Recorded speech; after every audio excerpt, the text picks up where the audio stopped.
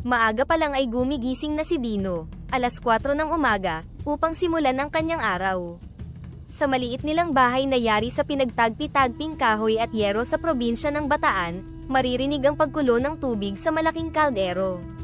Isa-isa niyang hinuhugasan ang mga mais na may balat pa, at binabalatan ng ilan upang ilagay sa tuktok ng mga hilera para mas mabango habang niluluto. Habang naglalaga ng mais, sabay niyang niluluto ang itlog at sinangag para sa almusal nila ni Lani, ang kanyang 16 na taong gulang na kapatid na babae. "Kuya, ang bango po ng niluluto niyo," sabay hikab ni Lani habang nakapulupot pa ang kumot sa balikat niya. "Gising ka na pala," nakangiting sagot ni Dino. "May almusal na dyan, huwag ka nang babalik sa higaan, at baka malate ka na naman." "Hindi na po, promise," sabay himas sa mata at pabirong naupo sa bangko. "Kuya, ilang taon na po kayong nagtitinda ng mais?" Napahinto sandali si Dino. Napatingin siya sa kaldero, parang binabalikan ang nakaraan. "Simula noong pumanaw si Papa at Mama. Iyon yung taon na dapat papasok na ako ng kolehiyo. Pero ikaw muna ang inuna ko.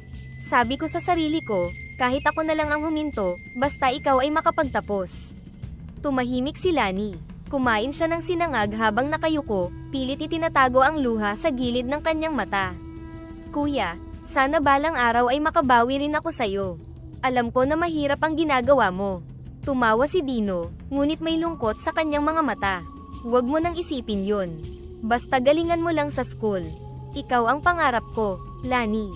Hindi na ako babalik sa klase, pero sa bawat hakbang mo, para ko na ring natapos ang aking pag-aaral."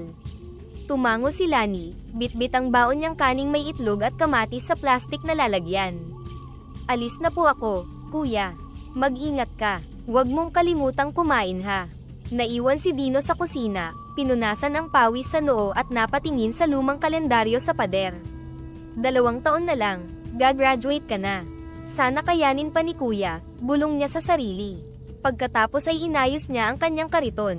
Nilinis ang tray, pinunasan ng malaking termos ng tubig, at nilagyan ng bagong nilagang mais.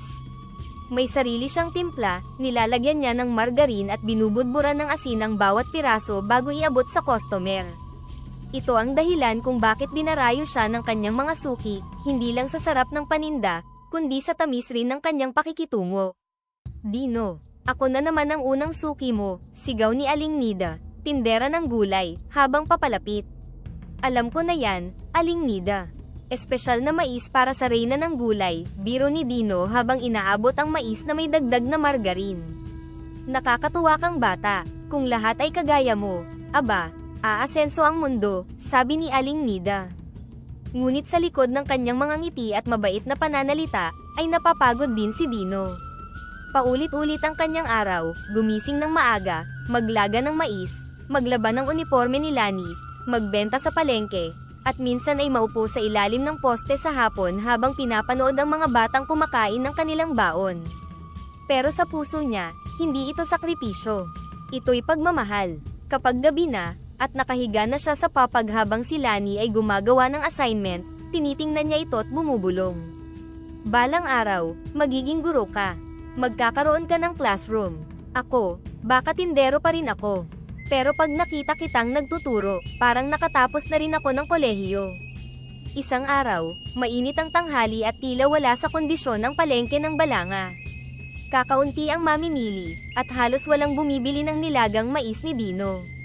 Ilang oras na siyang paikot-ikot sa palengke, dala ang kanyang kariton, ngunit kaunti pa rin ang kanyang naititinda.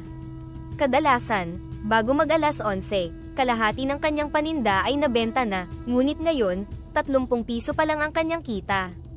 Napahinto siya sa isang tabi, pinunasan ang pawis sa noo, at marahang binuksan ang kanyang wallet. 3 tig-1 piso, 2 5 piso, at isang gusot na 20 pesos. 30 piso, ni hindi kasya sa isang ulam, bulong niya sa sarili. Nilingon niya ang karinderya sa dulo ng palengke. Amoy niya ang ginisang munggo at pritong tilapia na paborito niya tuwing tanghali. "Kung kakain ako ngayon, ubos agad to." Paano si Lani? Wala pa akong naitatabing baon niya para bukas. Pinili niyang lumakad palayo at dumaan sa panaderya. Bumili ng 3 pandesal, 15 piso ang halaga. Naiwan sa kanya ang kalahati, at pinilit niyang maging kontento. Habang papunta sa ilalim ng punong akasya, ang paborito niyang lugar sa gilid ng palengke, may narinig siyang boses ng mga bata. Kuya, Kuya Dino, sigaw ng isang payat na batang lalaki habang kumakaway. Paglingon niya, nakita niya ang tatlong batang kalye, marurungis, walang tsinelas, at may makakapal ng ngiti sa mukha. Hawak ng isa ang laruan mula sa bote ng soft drink, habang ang isa'y may daladalang sira-sirang tsinelas sa balikat. Baka pwede pong makahingi ng mais, kahit isa lang po, pakiusap ng pinakamatanda sa kanila, mga 8 o 9 na taong gulang. Sandaling napatingin si Dino sa kanyang kariton. Binibilang niya sa isip ang kanyang paninda. Kung bibigyan ko sila ng tig-iisa, 3 agad mawawala. Halos wala pa nga akong benta. Ngunit agad niyang iniling ang kanyang ulo. Hindi ako pwedeng magmatigas. Ngumiti siya at nagsimulang kumuha ng 3 mais mula sa mainit na basket. Nilagyan niya ang mga ito ng kaunting margarin at asin. Hawakan niyo ng mabuti, mainit pa yan, sabay abot niya sa bawat isa. Salamat po, Kuya Dino, sabay-sabay na sagot ng mga bata, sabik na sumalampak sa semento at agad nilantakan ang mais. Umupo si Dino sa tabi nila, pinipigilang mapaluha. Gutom din siya, wala siyang ulam. Pero mas pinili niyang magbahagi, sapagkat alam niya kung gaano kahirap ang kumain ng wala. Huwag kayong maglalaro sa gitna ng kalsada ha, paalala niya habang nakangiti. Opo kuya, sagot ng isa, sabay kagat sa mais. Nang makaalis na ang mga bata, muling tumahimik ang paligid. Umupo si Dino sa lilim ng punong akasya at inilabas ang kanyang pandesal. Kinagat niya ito ng marahan, kahit matigas at walang palaman. Ininom niya ang kalahati ng kanyang tubig, at napapikit sandali. Tahimik, mainit, malungkot, pero magaan ang kanyang pakiramdam. Sa hirap ng buhay ngayon, minsan, mais lang ang kaya kong ibigay. Pero sana sapat na yun para maramdaman naman nilang may nagmamalasakit sa kanila. Bigla, may narinig siyang mahina at marahang pagaspas ng pakpak. Pagdilat niya, nakita niya ang isang puting kalapati na dahan-daang lumalakad papalapit sa kanya. Maputi ang balahibo nito, malinis, at may matalim ngunit mahinahong tingin. Hindi ito ordinaryong ibon, may kakaiba sa presensya nito. Uy, ikaw, gutom ka rin ba? Mahina niyang tanong, habang bahagyang inaabot ang ilang butil ng mais mula sa kanyang paninda. Nilapag niya ito sa semento, at muli siyang umupo, at tumahimik. Lumapit ang ibon, kinain ang mga butil, tumingin ito kay Dino. At pagkatapos ay umikot ng marahan sa harap niya, waring nagpapasalamat. Tumigil ito sa kanyang paanan sandali, bago muling lumipad at dumapo sa itaas ng punong akasya. Napangiti si Dino. Hindi kita kilala, kalapati. Pero parang alam mo kung anong meron sa puso ko. At sa ilalim ng matandang akasya, sa gitna ng gutom, init, at pagod, may isang sandaling panatag. Sandaling parang dinungawan siya ng langit, gamit ang isang ibon na may balahibo na kasing puti ng pag-asa. Kinabukasan, mainit na naman ang umaga sa palengke, bit-bit ni Dino ang kanyang kariton ng nilagang mais, umaasang mas magiging maganda ang bentahan ngayon kaysa kahapon. Habang inaayos niya ang mainit na palayok ng mais, isang puting kalapati ang dumapo sa gilid ng kanyang kariton, ang parehong ibon na lumapit sa kanya kahapon sa ilalim ng punong akasya. Uy, bumalik ka, sambit ni Dino na may ngiti sa labi. Parang ngumiti rin ang ibon, nakatingin ito sa kanya na tila nag-aabang. Kumuha siya ng kaunting butil ng mais mula sa kanyang paninda at inilapat sa kanyang palad. Walang alinlangan, lumapit ang kalapati at kumain ito mula sa kanyang kamay. Hindi ka talaga natatakot no? Para kang sanay na sa mga tao, anya habang pinagmamasdan ito. Habang patuloy ang pagbebenta, hindi na umalis ang kalapati. Nakadapo ito minsan sa kariton, minsan ay sa gilid ng poste, ngunit laging nandoon. Tuwing may bibili na customer, napapansin pa nga nila ito. Ay, ang ganda naman ng kalapati mo, Dino, wika ng isang ale. Hindi po akin yan, sagot niya. Pero palagi po siyang nandito. Baka may malasakit sa'yo. Hayop lang yan, pero marunong din silang makaramdam ng kabutihan. Napangiti si Dino sa sinabi ng ale. Sa gitna ng pagod, tila may kasama siyang nagbabantay, isang tahimik na kaibigan na hindi humihingi ng kapalit. Lumipas ang mga araw, at naging bahagi na ng routine ni Dino ang pagbati sa kalapati. Minsan ay una pa itong dumarating sa kanya sa palengke. Minsan naman, sinusundan siya habang naglalakad sa bangketa. Lahat ng ito, kahit paulit-ulit, ay may kakaibang ligaya para kay Dino. Isang hapon, matapos ang maagang pagbebenta, pauwi na siya. Mabigat ang kanyang mga paa, pagod sa init ng araw, ngunit magaan ang dibdib dahil muli siyang sinamahan ng kalapati. Habang nilalakad niya ang makipot na daan pauwi, lumilipad ito sa kanyang ulunan, waring ginagabayan siya.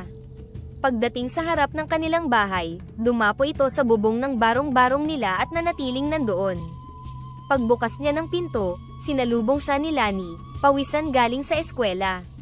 "Kuya, ang aga mo yata ngayon ah. May natira pa bang mais?" tanong nito habang nag-aabot ng baso ng tubig. "Oo, natapos ko na agad kanina. Ayos ang benta ngayon," sagot ni Dino habang umiinom. Paglingon ni Lani sa bintana, napansin niya ang kalapati sa bubong. "Uy, yung ibon kahapon, andito na naman. Kuya, baka may gusto sa'yo yan, ha?" Natawa si Dino. "Sira, pero araw-araw talaga yang sumusunod sa akin. Sa palengke, sa bahay, kahit saan. Hindi na to umaalis. Baka naman gusto nang magpaalaga sa'yo. Ikaw na ang amo niya," biro ni Lani habang nakangiti. Napaisip si Dino. Sa loob ng ilang araw, sa kabila ng pagod, gutom, at paninikip ng dibdib sa bawat pisong kailangang ipunin, may isang nilalang na kusang lumapit sa kanya. Hindi para humingi, kundi para sumama, makinig, at manahimik sa tabi niya. Kumurot siya ng mais mula sa mangkok at nilagay sa kanyang palad. Lumabas siya ng bahay at inunat ang kamay. Mula sa bubong, lumipad ang kalapati at marahang lumapag sa kanyang braso, habang kumakain ng mais. "Mutya," mahina niyang sambit. "Mutya ang bagay sa'yo. Mutya, ang lalim naman, kuya," tanong ni Lani mula sa loob. "Mutya, kasi para kang alindog ng swerte. Tahimik ka lang pero palaging nariyan kapag kailangan ko ng kasama. Kuya, napaka-poetic mo na naman," tawang-tawa na sabi ni Lani. "Pero bagay nga, Mutya, ang ganda ng pangalan." Simula noon, tinawag na nga niyang Mutya ang puting kalapati. Hindi na ito kailanman lumayo, nananatili sa bubong, sa kariton, o sa balikat ni Dino sa bawat paglalakbay. At kahit hindi ito nagsasalita, nararamdaman ni Dino ang presensya ng isang buhay na may layunin. Na ang buhay ay hindi laging malungkot o mahirap, may mga sandali rin ng kabutihan, kahit pa sa anyo ng isang munting kalapati. Maaga pa lamang ay naroon na si Dino sa palengke. Hindi niya maipaliwanag, pero inaabangan niya si Mutya, ang puting kalapati na naging tahimik na kasama niya sa bawat araw ng pagtitinda. At gaya ng nakasanayan, dumapo ito sa gilid ng kanyang kariton. "Ang aga mo ngayon ah," bulong ni Dino habang inaabot ang butil ng mais. "Sige, mag-almusal ka na." Ngunit sa halip na agad kumain, may inihulog si Mutya mula sa kanyang tuka, isang maliit, bilog, at makinang na bagay na gumulong sa lupa. Napakunot ang noo ni Dino. Dinampot niya ito at pinagmasdang mabuti. Makinis ang ibabaw, tila likas ang kinang, at medyo mabigat sa kabila ng liit nito. "Ginto," mahina niyang sabi habang palihim na tiningnan kung may ibang tao sa paligid niya. Agad niyang isinuksok ito sa kanyang bulsa at muling pinakain si Mutya, pilit pinapakalma ang sarili.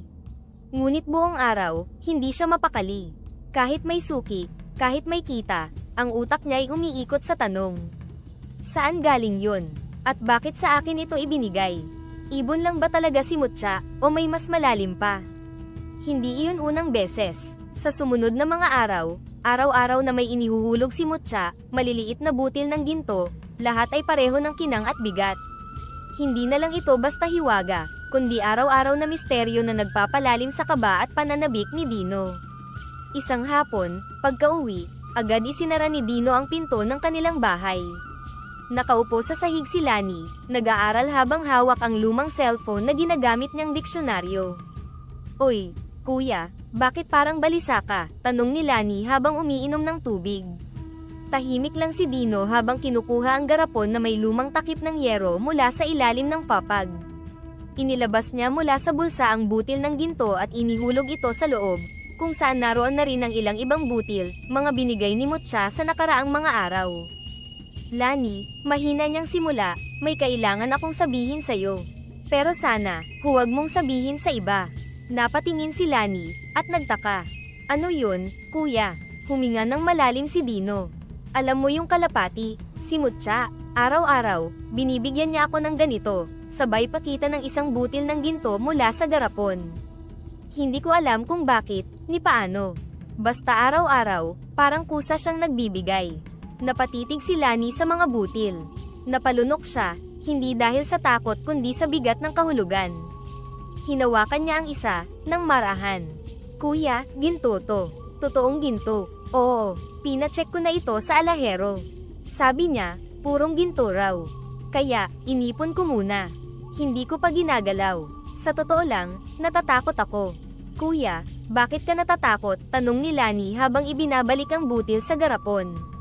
Natatakot akong maging sekim. Natatakot akong masanay. Natatakot akong gamitin ito para sa sarili lang. Umupo si Dino sa tabi niya, at tahimik na tinitigan ang mga butil. Lani, pakiramdam ko hindi ito basta regalo. Parang isa itong misyon. Parang sinasabi ng langit na gamitin ko ito para sa mas malaki, para sa tama. Tahimik silang dalawa. Pagkatapos ng ilang minuto, nagsalita si Lani, mahina ngunit matatag. Kuya, kung ang puso mo ay nananatiling malinis, walang masama sa paggamit ng biyayang yan.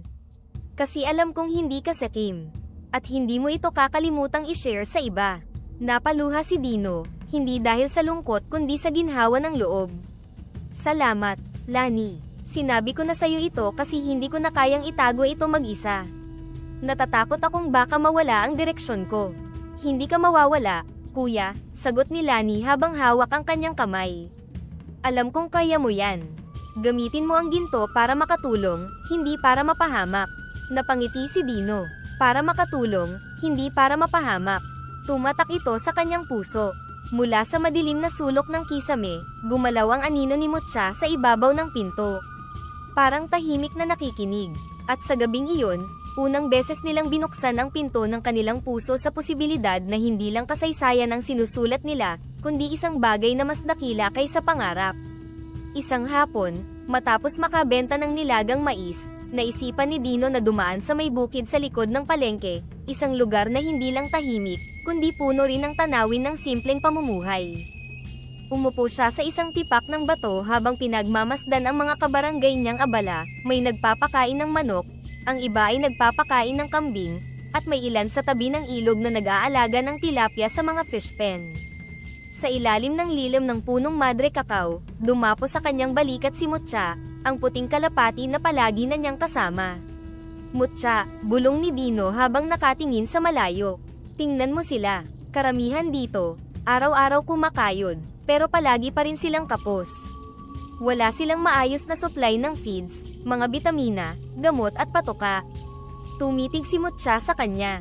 Hindi man ito makapagsalita, tila sapat na ang presensya nito para palalimin ang iniisip ni Dino.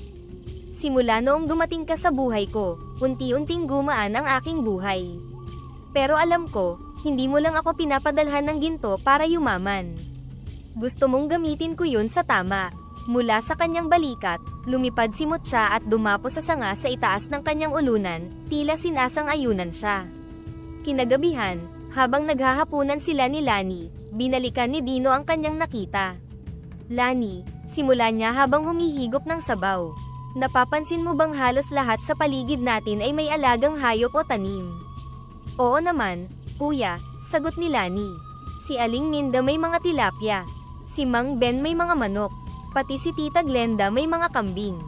Pero kapansin-pansin, karamihan sa kanila ay nagrereklamo sa presyo ng feeds, kulang sa supply, o luma ang mga gamit nila sa kulungan. Tumango si Lani. Oo, naririnig ko rin sa mga nanay sa eskwela.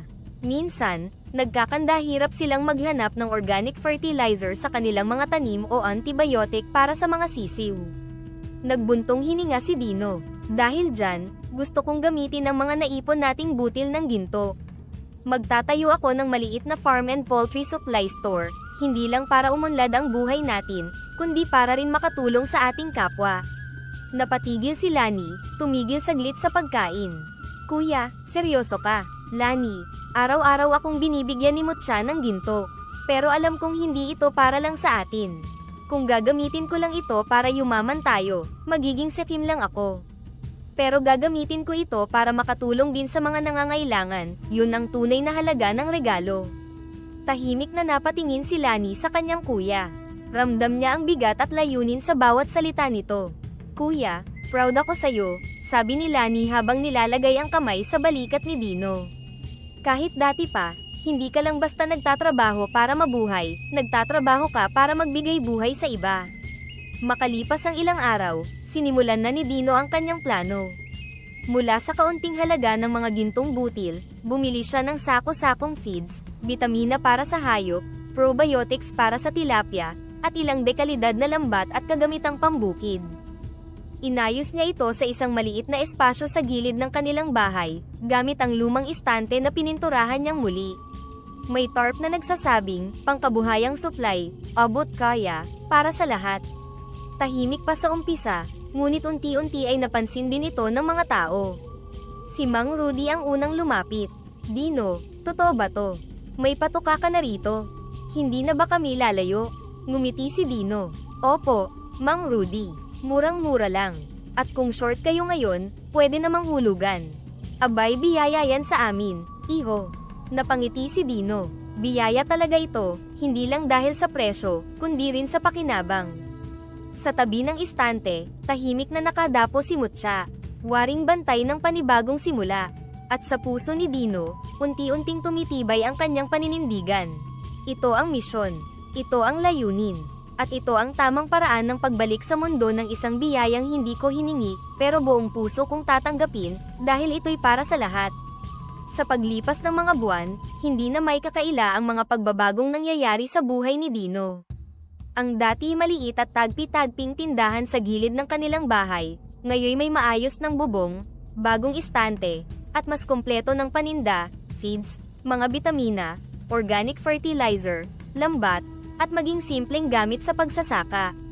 Halos araw-araw ay may bagong mukha siyang sinisilbihan, hindi na lang mula sa kanilang bayan, kundi pati na rin mula sa kalapit na bayan ng Abukay at Pilar. Dino, pa-reserve ulit ng starter feeds bukas ha, sabi ni Mang Nestor, isang mananabong na galing pa sa San Juan.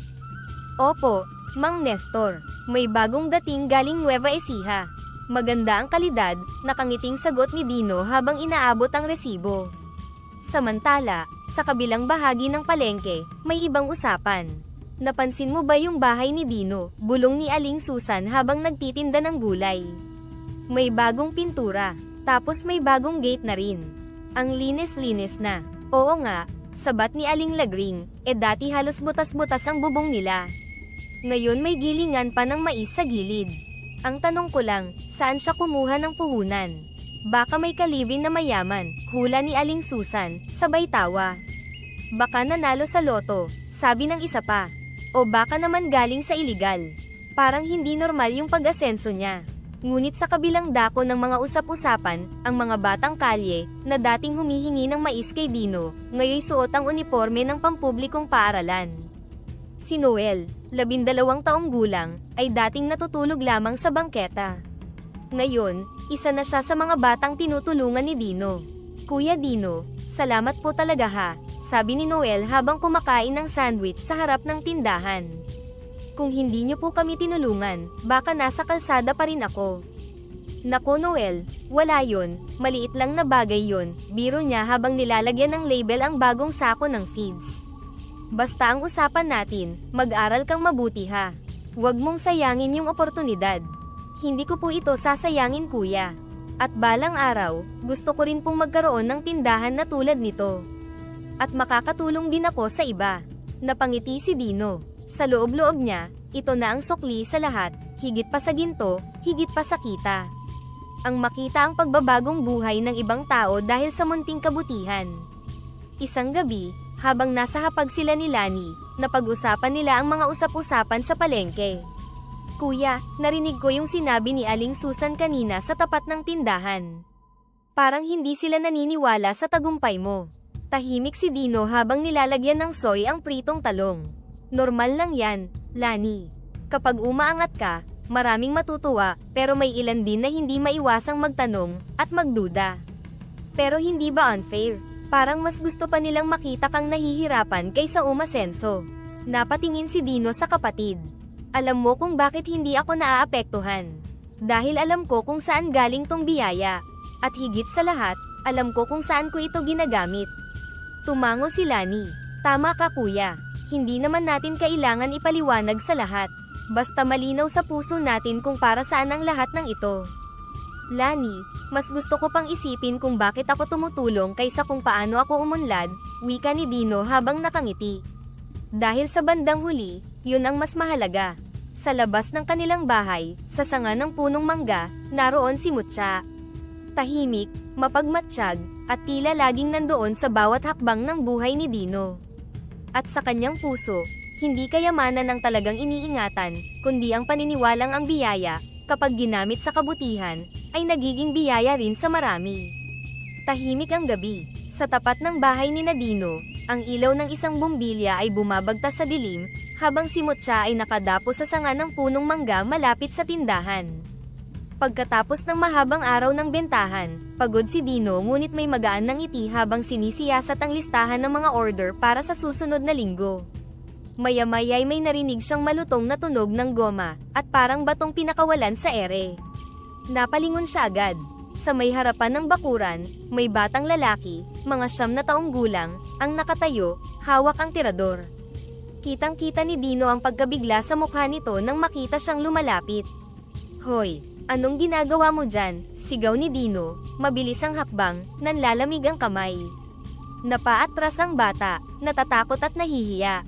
Pasensya na po, Kuya Dino, akala ko po, ordinaryong kalapati lang. Lumapit si Dino, hinablot ang tirador at tinago ito sa kanyang bulsa.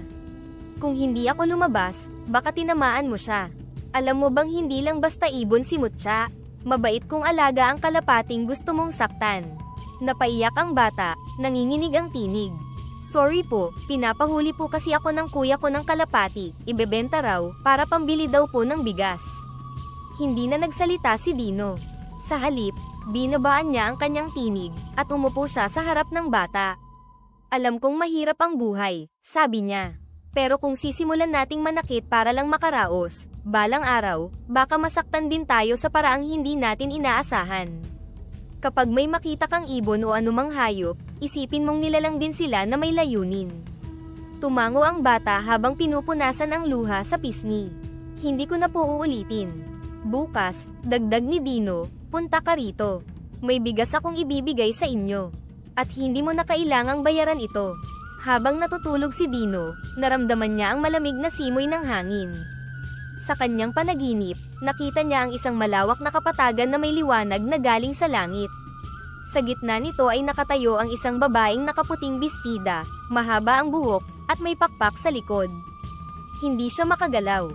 Hindi rin siya natatakot, parang may katahimikan sa kanyang puso habang pinagmamasdan ng babae. Dino, wika nito sa malambing ngunit matatag na tinig, ako ang tagapagbantay ni Mutya. Isa siyang sugo, napalunok si Dino, nanginginig ang boses. Sugo, po, tumango ang babae. Hindi siya isang ordinaryong ibon. Ipinadala siya sa iyo, hindi upang bigyan ka ng kayamanan, kundi upang subukan ang laman ng puso mo. At napatunayan mong higit sa ginto, mas mahalaga sa iyo ang malasakit. Lumapit pa ito, inilagay ang kamay sa balikat niya. Ang ginto ay gantimpala, ngunit ang pagkatao mo ang tunay na biyaya. Nagliwanag ang paligid, at bigla siyang napabalikwas ng gising. Madilim pa, tahimik, ngunit ramdam niya ang init sa kanyang dibdib, hindi dahil sa panaginip, kundi sa malinaw na mensahe nitong iniwan. Kinabukasan, paggising niya, agad siyang nagpunta sa gawing gilid ng bahay. Sa ilalim ng puno ng mangga, sinimulan niyang buuin ang isang maliit na bahay para kay Mutya, may bubong, maliliit na mga pintuan, at kahoy na kinuha niya mula sa lumang aparador nila. Habang pinupukpok ang kahoy, sumilip si Lani. Kuya, ang aga mo naman. Anong ginagawa mo? Ngumiti si Dino. Ginagawan ko ng bahay si Mutya, para ligtas siya tuwing gabi. Ang sweet mo naman sa kanya, nakangiting sagot ni Lani. Para na talaga kayong magkaibigan. Mas higit pa, sagot ni Dino habang inaayos ang bubong. Hindi lang siya nagdala ng ginto, dala din niya ay tiwala na kahit simple ka lang, pwede kang pagkatiwalaan ng isang himala. At nang matapos ang bahay ni Mutya, dumapo ang puting kalapati sa bubong nito, tahimik, at tila nagpapasalamat. Sa puso ni Dino, isang panibagong panata ang itinanim ng panaginip na iyon. Hindi ako magiging bantay lang ng ginto. Ako ang magiging bantay ng kabutihan. Makalipas ang ilang buwan, tuloy-tuloy na ang pag-unlad ng tindahan ni Dino. Hindi na lamang ito isang istante sa gilid ng bahay. Nagkaroon na ito ng sariling bubong, konkretong sahig, may maayos na signage, at may sarili ng pangalan, Mutias Agri Supply. Sa ilalim ng pangalan, nakasulat ang mga salitang, biyayang mula sa puso, para sa bawat magsasaka. Mas maraming feeds, sisiw, itlog, punla, at organikong pataba ang kanilang binibenta ngayon. May mga bagong suki na galing pa sa malayong bayan, mga magsasakang narinig ang balita tungkol sa mura at dekalidad na supply sa tindahan ni Dino. Isa sa mga suking matatanda ay si Mang Cardo, isang byudo na may maliit na palaisdaan. Dino, ani Mang Cardo habang inaabot ang bayad, salamat sa pagbibigay mo ng diskwento. Alam mong maliit lang ang kita namin, pero lagi ka pa ring nakaalalay. Aba, wag po kayong mag-alala, sagot ni Dino habang nagbabalot ng probiotics para sa tilapia. Hindi po kasi ako nagnenegosyo para lang kumita. Gusto ko pong makatulong. Kung ang suki ko ay hindi na babalik dahil nalugi sa gastos, paano palalaki ang ating kabuhayan? Napangiti si Mang Cardo, sabay tapik sa balikat ni Dino. Napakabuti mo talaga, Dino. Tuwing Sabado at Linggo, sa halip na magpahinga, si Lani ay katuwang na ni Dino sa tindahan. Siya ang humahawak sa talaan, tumutulong sa pag-inventory ng stocks, at madalas ay siya rin ang nagpapaliwanag sa mga mamimili tungkol sa paggamit ng organic fertilizer. Isang hapon, habang nagpapahinga sa likod ng tindahan, naupo silang magkapatid sa ilalim ng puno ng mangga, at si Mutya ay nakadapo sa sanga sa itaas nila. Kuya, wika ni Lani habang umiinom ng tubig, hindi ko pa rin maisip, dati ang pinoproblema natin kung may pandesal pa ako sa baon. Tumawa si Dino. Oo nga, at ngayon, ikaw na ang nagre-remind sa akin kung may invoice na bang babayaran. Pero seryoso, kuya, ang layo na ng narating mo. Nang narating natin. At lahat ng ito, nagsimula lang sa pagtulong mo sa isang gutom na kalapati. Napatingin si Dino kay Mutya, at sa isang pangarap na hindi para sa sarili. Kuya, dagdag pa ni Lani, napag-isipan ko na ang course ko sa kolehiyo. Napakunot ang noo ni Dino. Oh, akala ko education ang kukunin mo. Humiling si Lani, may ngiting puno ng tiwala.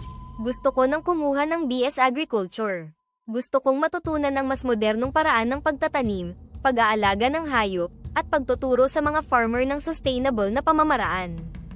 Napatulala si Dino sa sinabi ng kapatid.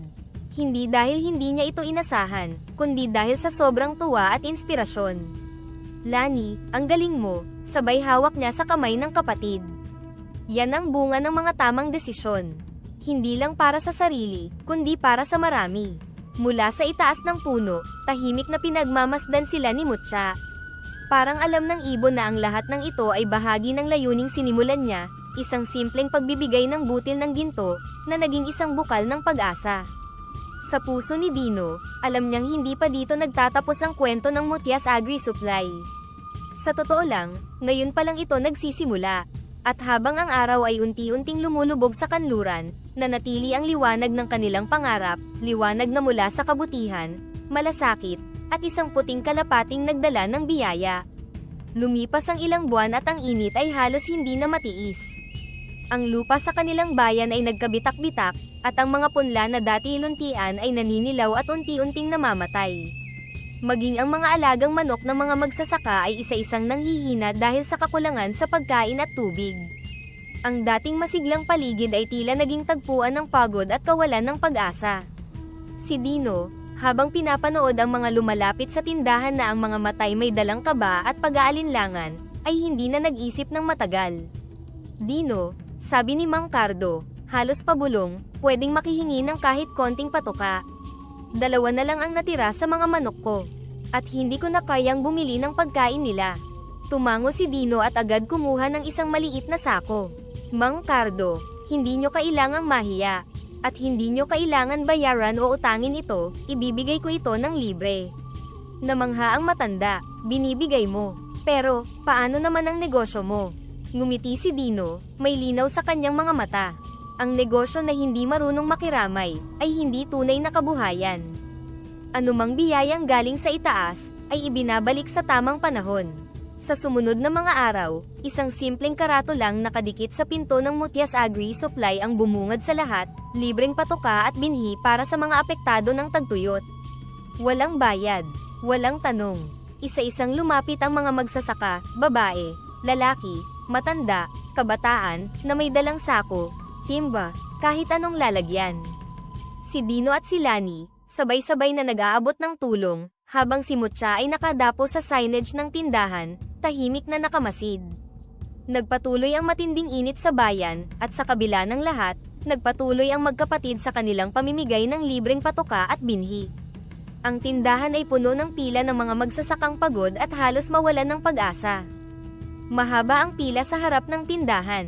Ang bawat magsasaka, bata, at matanda ay hindi lang nandun para humingi ng tulong, kundi para magpasalamat din. Dino, kung hindi dahil sa inyo, wala na sana akong maipapakain sa mga manok ko, umiiyak na pasasalamat ni Mang Berto habang tinatanggap ang sako ng feeds. Lani, maraming salamat ha. Hindi ko inakalang may magbibigay ng tulong sa ganitong panahon, sabi ni Aling Marta, hinaplos pa ang balikat ng dalaga. Ramdam ni Dino ang bigat ng bawat pasasalamat. Tumingin siya kay Lani, na masiglang tumutulong sa pamimigay, at kay Mutya na nakadapo sa signage ng tindahan, tila bantay at tagapagmasid ng lahat ng nangyayari. Nang papatapos na ang pila, napansin ni Dino ang isang matandang babae, maputi ang buhok, malinis ang bestida, at kakaiba ang liwanag ng mga mata. Tahimik siyang lumapit, dala ang isang maliit na bayong. Nang siya na ang kaharap ni Dino, ramdam niya agad ang mainit at mahimalang presensya nito. Kayo po ang huli, Lola. Anong maitutulong namin sa inyo? Magalang na tanong ni Dino. Ngumiti ang matanda at tumingin kay Mutya, na bumaba mula sa signage at marahang dumapo sa balikat ni Dino. Hindi ordinaryong kalapati ang alaga mo, anak, mahinahon at mabini niyang wika. Galing ako sa malayong lugar. Alaga ko dati ang kalapati, at matagal ko din siyang inalagaan. Pero isang araw, binulungan ko siya bago ko ito palayain. Hanapin mo ang taong dalisay ang puso, yung marunong magbigay kahit walang kapalit. Kapag nahanap mo siya, tulungan mo siyang maging biyaya din sa ibang nangangailangan. Napatingin si Dino kay Mutya, halos hindi makapaniwala. Ako po ba ang pinili ni Mutya? Tumango ang matanda, lumalim ang ngiti. Oo, anak. At nakita ko, ginamit mo ang bawat biyayang dumating hindi lang para sa sarili mo, kundi para din sa iyong kapwa. Hindi lahat ng nakakakuha ng ginto ay nagiging bukas palad. Pero ikaw, Dino, pinili mong ibahagi ang biyaya, at iyan ang tunay na dahilan kung bakit nariyan ang mahiwagang kalapati. Napakapit si Dino kay Lani, na tahimik ding nakikinig. Lola, hindi ko po alam kung karapat-dapat po ako. Basta ginagawa ko lang po ang sa tingin kong tama, lalo na kapag may nangangailangan. Hinawakan ng matanda ang kamay ni Dino. Anak, huwag kang matakot na maubusan. Kapag ginagamit mo ang biyaya sa pagtulong, lalo pa itong dumarami.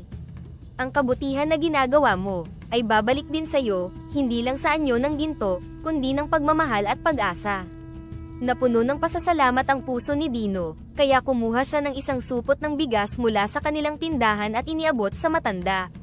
Lola, tanggapin niyo po sana ito bilang pasasalamat ko sa inyong mabubuting salita. Ngunit bago pa man niya mailapit ang supot ng bigas, biglang lumakas ang ihip ng hangin. Napapikit si Dino at saglit na napatigil. Pagmulat niya ng mata, wala na ang matanda, parang naglaho na lang kasama ng hangin. Tanging si Mutya ang natira, nakadapo pa rin sa kanyang balikat at tila mas maliwanag ang balahibo. Napatulala si Dino, hindi makapaniwala sa nasaksihan. Lumapit si Lani at mahigpit siyang niyakap. Kuya, parang himala ang nangyari. Kinagabihan, habang nagkukwentuhan sila ni Lani, ibinahagi ni Dino ang lahat ng naramdaman niya.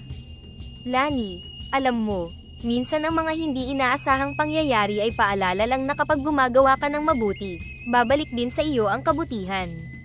Ngumiti si Lani at niyakap ang kuya niya. Kuya, kaya siguro lalo tayong binibiyayaan, dahil natututo tayong magbahagi at maging dalisay ang puso, kahit sa gitna ng hirap. Tahimik ang gabi, ngunit sa puso ni Dino, nagniningning ang pangakong, hindi lang basta tumulong, kundi tumulong na may dalisay at bukas na puso, gaya ng hiniling ng dating tagapag-alaga ni Mutya, na ngayoy parang diwata sa hangin. Natapos ang tagtuyot at lumipas ang panahon, mas lumago ang Mutyas Agri-Supply. Halos lahat ng magsasaka sa barangay at kalapit na bayan ay sa tindahan ni Dino bumibili, hindi lamang dahil mura ang presyo, kundi dahil sa tiwala nilang totoo, dekalidad, at may malasakit ang serbisyo. Ngunit hindi lahat ay natuwa sa tagumpay. Sa kabilang kanto ng bayan, si Mang Noli, dating pinagkakatiwalaang supplier ng feeds at abono, ay unti-unting nawalan ng customer. Ayon sa mga chismis, hindi na kumikita ang kanyang maliit na tindahan at nagsimula na siyang mabaon sa utang. Sa halip na humingi ng tulong o magsikap, pinili niyang siraan si Dino. Isang umaga, habang inaayos ni Dino ang bagong delivery ng organic fertilizer, lumapit si Lani na may hawak na cellphone at parang balisa. "Kuya, mahinang tawag nito. Tingnan mo to." Inabot niya ang cellphone. Nakita niya ang isang viral post sa social media. "Bumili ako sa Mutyas Agri-Supply, tapos yung binili kong feeds, may halong parang buhangin. Namatay ang dalawa kong sisiw. Baka may halong chemical din to. Mag-ingat kayo." May litrato pa ng sako na parang binuksan at nahaluan ng tubig. "Peke to," sabi ni Dino, mababa ang boses ngunit halata ang pagkabigla. "Hindi yan sa atin. Luma na ang sako. At hindi yan ang timpla ng produkto natin." Kinabukasan, tila nahati ang bayan. Ang ilan, naging maingat at pansamantalang umiwas. Ang dati masiglang tindahan, ngayoy tila tahimik. Si Mang Cardo, kahit may kaba, ay lumapit. "Dino, narinig ko yung tungkol sa balita sa social media. Totoo ba yun?" Diretsyong sumagot si Dino, "Mang Cardo, alam nyo kung paano ko alagaan ang negosyo ko. Hindi ako magbebenta ng panloloko. Pero para maliwanagan ang lahat, ipapasuri ko to sa Department of Agriculture." Ilang araw na puno ng nerbiyos at pananabik ang lumipas. Hindi madali kay Dino ang panahong iyon. Gabi-gabi, nakatulala siya habang hawak ang isang butil ng ginto mula kay Mutya. "Mutya," bulong niya, "ito na ba ang kabayaran ng lahat? Pagsubok lang ba to?" Tahimik lang ang ibon, ngunit dumadapo ito gabi-gabi sa balikat niya, tila nagsasabing, "Manatili kang totoo." Dumating ang resulta mula sa DA. Nilinaw ang lahat sa isang liham at opisyal na report. Ang mga produkto ng Mutyas Agri-Supply na aming masusing sinuri ay ligtas, organic, at pasado sa pamantayan ng kaligtasan para sa hayop. Walang halong kemikal o nakalalasong sangkap. Kasabay nito, nahuli ang isang lalaking gumamit ng pekeng pangalan, at umamin sa pulisya na inutusan siya ni Mang Noli kapalit ng malaking bayad. Kinabukasan, sa gitna ng palengke, nagsalita si Dino habang pinapalibutan ng mga magsasaka at suki. "Hindi ko piniling magnegosyo para yumaman. Pinili kong magsimula ng tindahan para makatulong. Sa mga nagtangkang siraan ako, hindi ako magagalit. Ang kabutihan, kahit itago sa ulap ng paninira, ay lalabas at lalaban." Nagpalakpakan ang mga tao. Lumapit si Mang Temyong, hawak ang isang supot ng itlog. "Pasensya ka na, anak, kung nagduda ako. Pero ngayon, mas buo ang tiwala ko sa'yo." Sa gabing iyon, habang nagkukwentuhan sila ni Lani, nakaupo siya sa upuan, hawak ang report ng DA. "Alam mo, Lani, hindi ko alam kung ilang ulit pa akong susubukin ng ganito. Pero bawat pagsubok, parang sinasabi sa'kin, kung totoo ang puso mo, mananatili kang matatag." Ngumiti si Lani. "Kuya, natutunan ko ngayong linggo na mas masarap magtagumpay kapag hindi ka sumuko kahit may naninira sa'yo, basta alam mong nasa tama ka." Sa taas ng bubong, si Mutya ay nakadapo, tahimik, ngunit ang tingin nito ay matalim, parang bantay, at sabay na gabay. Sa paglipas ng panahon, lalo pang lumago ang Mutyas Agri-Supply. Mula sa isang maliit na tindahan sa gilid ng bahay, ito'y naging kilalang pangalan sa buong lalawigan. Bukod sa orihinal na pwesto sa kanilang bayan, may dalawa ng bagong branch sa mga kalapit na bayan ng Abukay at Pilar. Tumutulong na rin ang mga anak ng dati niyang mga suki, na ngayon ay binibigyan niya ng trabaho bilang kahera, tagabuhat, at tagabantay ng mga bagong paninda. Pero sa kabila ng lahat ng tagumpay, nanatiling simple si Dino, masinop, mapagkumbaba, at hindi nakakalimot sa pinagmulan. Sa mga panahong iyon, si Mutya ay hindi rin tumigil sa pagbibigay ng maliit na butil ng ginto. Palihim niya itong inilalapag sa ibabaw ng mesa, sa gilid ng kama, o minsan ay sa tuktok ng bag ni Dino habang siya ay natutulog. Hindi kailanman nabawasan ang pasasalamat ni Dino sa mahiwagang kalapati. Alam niyang ito ay biyayang ibinibigay hindi lang para sa kanila, kundi para sa komunidad na patuloy niyang tinutulungan. Isang araw, tinawag ni Lani si Dino. "Kuya, pwede ka ba sa Sabado? Graduation ko na," sabi niya habang nag-aayos ng mga supply sa tindahan. "Ha, sa Sabado na? Ang bilis naman," sagot ni Dino, sabay haplos sa ulo ni Lani. "Parang kahapon lang, sinusundo pa kita sa eskwelahan pag natapos na akong magtinda ng nilagang mais." Ngumiti si Lani. "Oo nga no, kaya dapat nandun ka ha. Pero, walang special ha. Simple lang tong graduation na ito. Oy, kahit anong sabihin mo, hindi ko pwedeng palampasin yon." "Ako pa ba?" Ngunit lingid sa kaalaman ni Dino, may tinatago si Lani. May isang mahalagang balita siyang hindi sinasabi, isang balitang gusto niyang ihandog bilang pasasalamat at sorpresa sa kanyang pinakamamahal na kuya.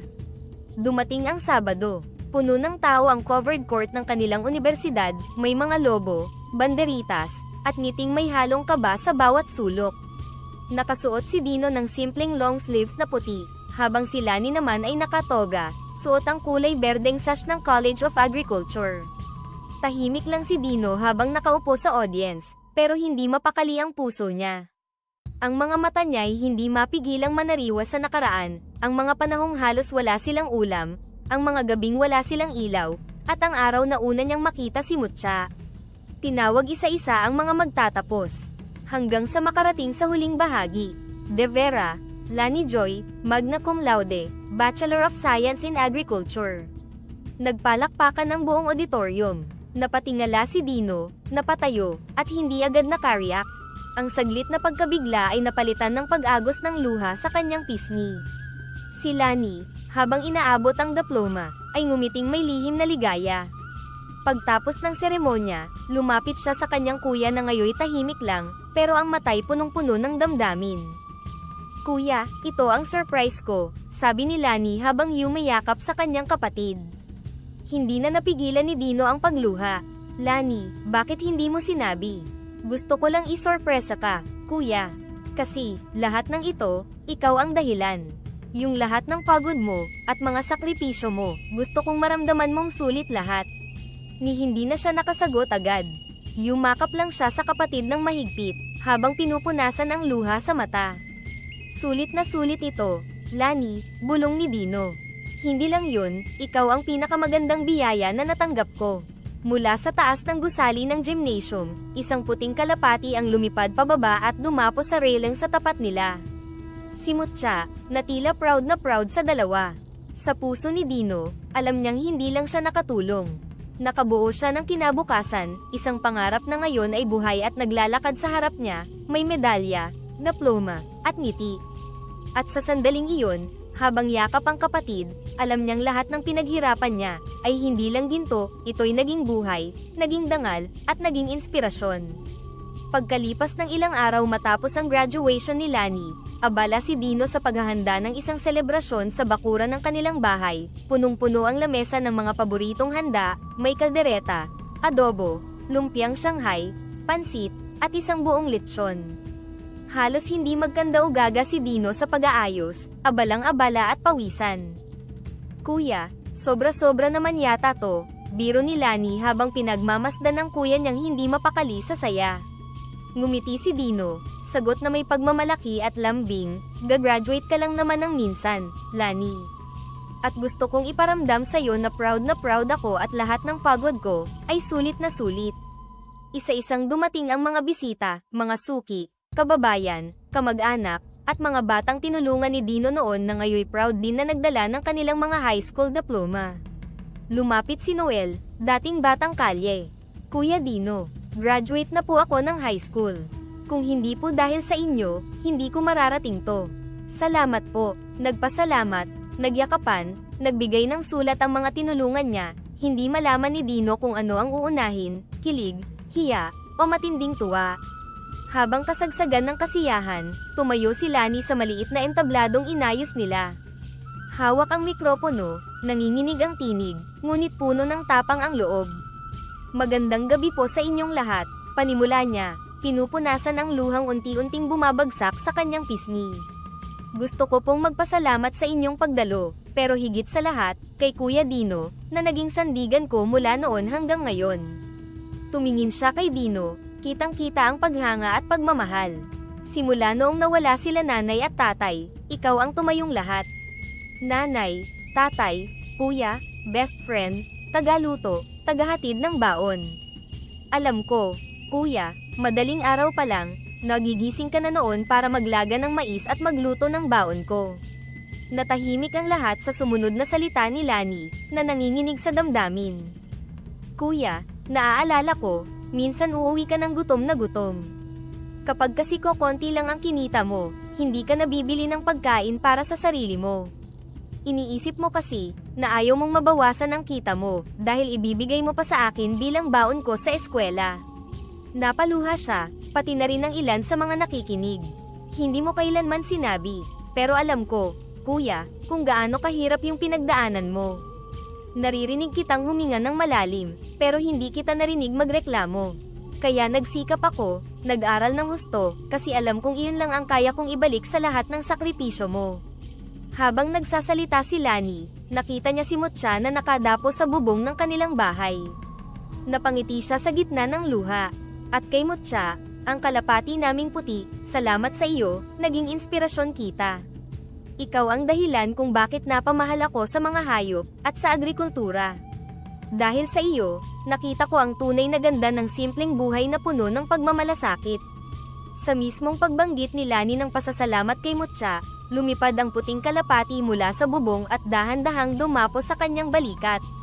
Natawa at napaiyak si Lani, at halos magpalakpakan ang lahat sa kakaibang tagpo. Nilapitan ni Lani si Dino at niyakap ito ng mahigpit. Mahal na mahal kita, kuya. Salamat sa lahat, bulong niya, puno ng luha at galit. Hindi na napigilan ni Dino ang kanyang emosyon. Mahal na mahal din kita, Lani.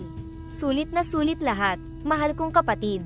Matapos ang yakapan, nagsalita ang mga magsasaka at mga dating tinulungan ni Dino. Binati nila si Lani, pero higit na nagpasalamat kay Dino sa lahat ng panahon ng tagtuyot at pagsubok. Kung lahat ng negosyante ay tulad mo, Dino, hindi kailangang humingi ang tao.